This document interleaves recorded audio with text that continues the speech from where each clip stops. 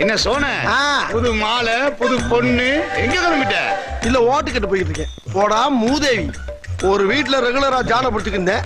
நம்ம தொழிலை பார்த்து இந்த பிள்ளை சரி அரவத்து கஞ்சியாச்சு ஊத்துவான்னு ஜம்ப் பண்ணி பின்னால வந்துருச்சு.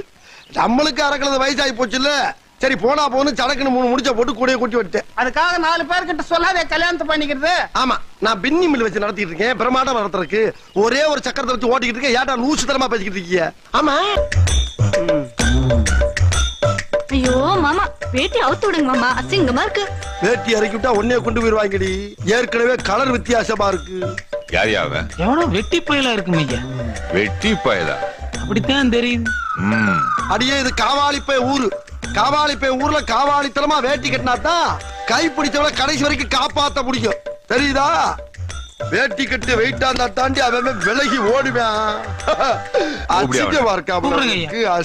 ஆரம்பிச்சு